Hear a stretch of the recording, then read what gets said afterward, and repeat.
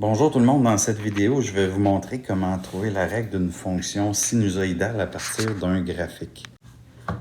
La première étape que vous devez faire, c'est de tracer la ligne centrale du graphique. Ensuite, on doit aller trouver l'amplitude et la période. L'amplitude est toujours égale au paramètre A et la période est toujours égale à 2π sur B.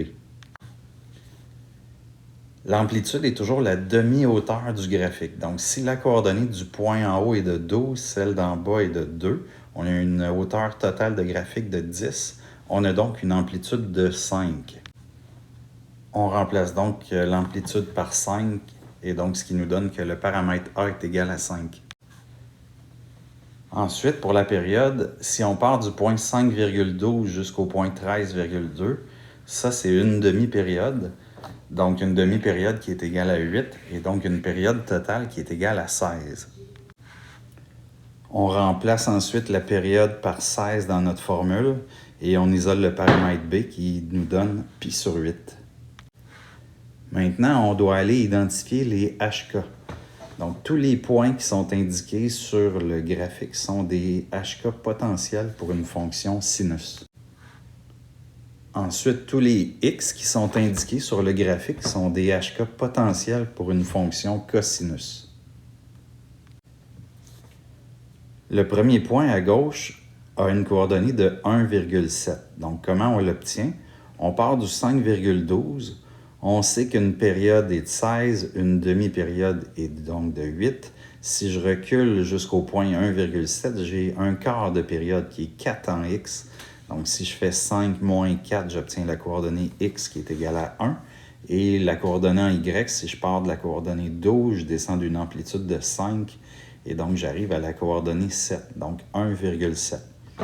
Pour le 9,7, c'est un peu la même chose. Donc, je pars du 5,12, je me tasse de 4 vers la droite et je descends de 5, j'arrive à 9,7. Donc, ça, ce sont deux HK possibles de fonction sinus. Si vous prenez le 1,7 qui est le début d'une courbe vers le haut, vous devez mettre les A et B de même signe dans votre règle. Si vous prenez le 9,7 qui est le début d'une courbe vers le bas, vous devez mettre les A et B de signe contraire. Ensuite, pour les HK possibles pour une fonction cosinus, on se rend compte que les HK ne sont pas sur la courbe. Ils sont soit en dessous d'un maximum ou soit au-dessus d'un minimum, mais toujours sur la ligne centrale.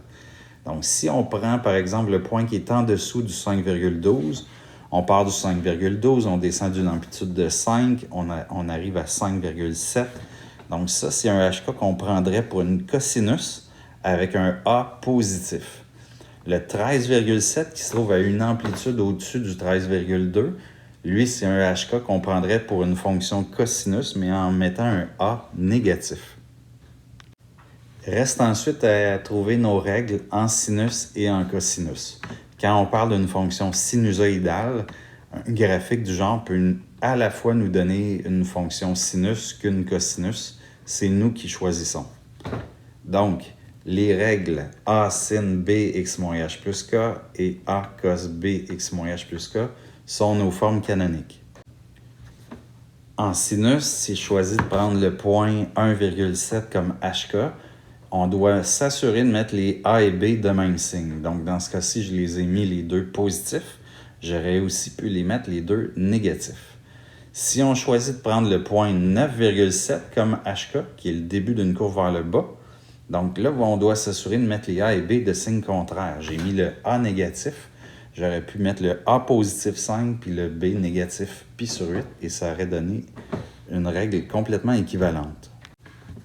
En cosinus, maintenant, si on choisit le point 5,7 comme HK, quand ça commence au-dessus du HK, on met un A positif.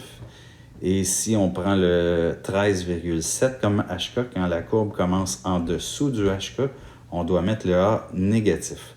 Pour la fonction en cos, vous pourriez mettre le B positif ou négatif et ça n'aurait aucun effet sur votre règle. Ça donnerait une règle complètement équivalente.